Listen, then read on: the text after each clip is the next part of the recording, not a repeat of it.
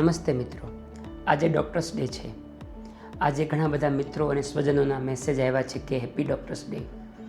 પરંતુ આ હેપીની વચ્ચે એક કડવી વાત કરવી છે. મિત્રો, અત્યારના સમયમાં ડૉક્ટર અને દર્દી એ જે સંબંધ છે એની અંદર ક્યાંક ને ક્યાંક તણાવ, અવિશ્વાસ એટલું બધું વધી રહ્યું છે ત્યારે થોડી ટકોર કરવાની ઈચ્છા છે. એમાં કોઈ એક વ્યક્તિનો ફોલ્ટ નથી. ડૉક્ટર, દર્દી અને સમાજ એ બધાએ સામૂહિક રીતે આપણે ફેરફાર કરવાની જરૂર છે. જ્યારે કોઈ વ્યક્તિ એવું કહે કે ભાઈ પોલિટિક્સમાં ખૂબ ભ્રષ્ટાચાર છે, સરકારી અધિકારીઓમાં પ્રોબ્લેમ છે, ડૉક્ટરમાં તકલીફ છે, ત્યારે યાદ રાખો આ બધાય આપણા સમાજના જ ભાગ છે. એક સમાજ તરીકે આપણે ક્યાંક ને ક્યાંક એ બાબતમાં આપણે આત્મમંથન કરવાની જરૂર છે. આજે ચર્ચા કરી કે ડૉક્ટર તરીકે શું ફેરફારની જરૂર છે, દર્દી તરીકે શું ફેરફારની જરૂર છે. ડૉક્ટરોમાં સૌથી પહેલું પ્રામાણિકતા છે. દર્દી ડૉક્ટર શું કરે છે, શું દવા આપે છે, કઈ સારવાર, કયા રિપોર્ટ લખે છે, એ સાચા છે કે ખોટા એવું જજમેન્ટ લગભગ કેસમાં લઈ શકતા નથી.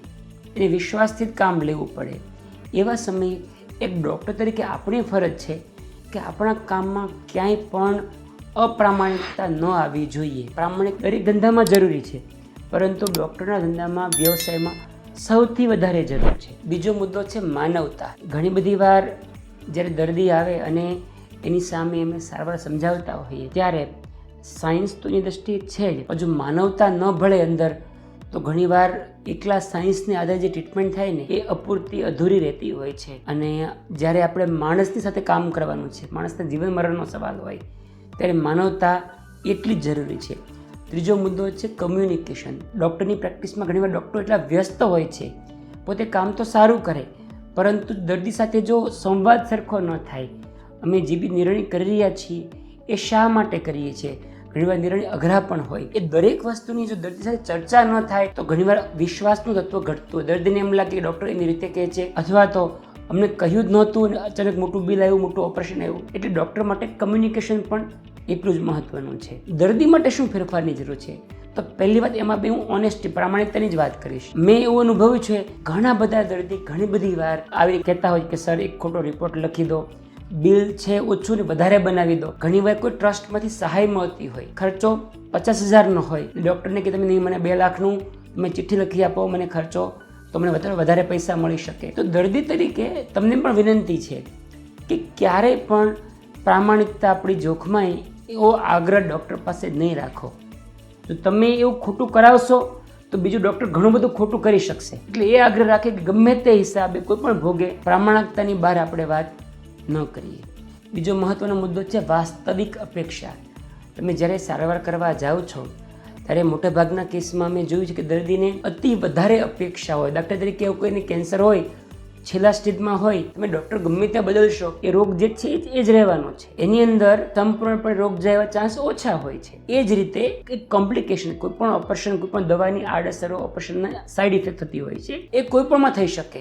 એનો મતલબ એવો નહીં કે ડૉક્ટરની જ ભૂલ હોય. એક એક્ઝામ્પલ આપું, ગોઠણ બદલવાની જે સર્જરી આવે, ની રિપ્લેસમેન્ટ, એની અંદર દુનિયાના દરેક દેશોની અંદર અમુક ટકા કેસમાં ઇન્ફેક્શન થાય છે.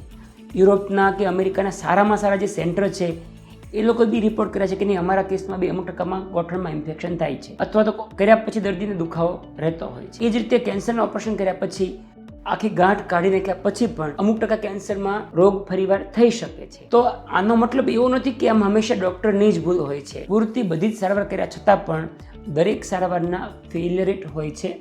એ આપણે સ્વીકારવા પડે દર્દી તરીકે. અને વાસ્તવિક અપેક્ષા કે હું ગમે તેટલું કરીશ તો બી શોર્ટકટ રિઝલ્ટ તો નથી જ મળવાનું મોટાભાગના કેસની અંદર, એ સ્વીકારવું જ પડે. એની કોઈ ગેરંટી એ મેડિકલ સાયન્સમાં એવી શોધાઈ નથી. આ વિજ્ઞાનની મર્યાદા છે. એ જ રીતે રિપોર્ટમાં પણ એવું હોય. ઘણીવાર સીટી સ્કેન, MRI, પેટ સ્કેન બધું જ કર્યા પછી પણ નિદાનમાં સ્પષ્ટ નિદાન ન આવે તો એ રિપોર્ટની મર્યાદા છે, સાયન્સની મર્યાદા. હજુ સાયન્સ એવી શોધ કરી નથી, એટલે આ પ્રોબ્લેમ છે. એટલા માટે એ પણ આપણે સ્વીકારવું જ પડે. એમાં ડૉક્ટરની ભૂલ છે એવું તમે ઘણા ખરા કિસ્સામાં ન કહી શકો. ત્રીજી વસ્તુ, જેમ ડૉક્ટર પાસે આપણે માનવતાની અપેક્ષા રાખીએ છીએ, એમ દર્દી પાસે એક ડૉક્ટર અમે વિવેકની અપેક્ષા રાખીએ છીએ. દર્દીને અમે માનવતાની દ્રષ્ટિએ જોઈએ એમ ડૉક્ટર પણ કેવું હોય, ઘણીવાર મારા રાત્રે 11, 11:30 ફોન આવે, સાહેબ મારાથી દહીં ખવાશે કે નહીં, મારે રોટલી કેટલી જમવાની, ક્યારે જમવાની, સાંજે જમાય કે નહીં. હવે એક વિવેક એટલો રાખીએ આપણે કે કોઈ પણ ડૉક્ટર હોય, વ્યવસાય હોય, એ સાંજે ફ્રી થઈને ઘરે જાય, એ ફેમિલી સાથે હોય, એની વચ્ચે આપણે જ્યાં ઇમરજન્સી હકીકતમાં નથી એવા ફોન, એવા પ્રશ્ન ન પૂછીએ. એના માટે ઓલ ટાઈમે ફોન ન કરીએ. મારો અનુભવ એવો છે કે મારા પર રાત્રે 9 વાગ્યા પછી જેટલા ફોન આવે એમાંથી 10માંથી એક જ ઇમરજન્સી હોય છે. 9 ફોન એવા હોય છે એમાં કોઈ જ ઇમરજન્સી નથી હોતી. દર્દીને ઘણા દિવસો કે મહિનાઓથી તકલીફ હોય છે. એપોઇન્ટમેન્ટ માટે કેટલા વાગે બતાવવું એ માટે લોકો ફોન કરતા હોય છે. તો આપણે એવો વિવેક રાખીએ કે ભાઈ દરેક વ્યક્તિને એનો સમય હોય એની બહાર ફોન ન કરીએ. ડૉક્ટર પાસે તમે જ્યારે જાઓ છો ત્યારે ઘણી બધી વાર દર્દીનો આશય ગમે તે હોય, રોગ સિવાય બી લાંબી વાતો ઘણીવાર દર્દી કાઢ્યા જ કરતા હોય અને ડૉક્ટર કંટાળતા હોય. ઘણીવાર દર્દી વાત છુપાવતો ઘણી બધી વાર જોયું છે અમે કે જૂની સર્જરી, જૂની સારવાર, જૂના ડૉક્ટરનું ઓપિનિયન કશું જ બતાવે નહીં. તો આ બધા વિવેક આપણે રાખીએ, આવું ન થવા દઈએ. બંને તરફથી પ્રયત્ન થશે તો ડૉક્ટર અને દર્દી વચ્ચેનો જે સંબંધ છે એ આગળ જતાં સુધરશે એવી મને અપેક્ષા છે અને એવું થાય એ જ સમાજના હિતમાં છે. ધન્યવાદ.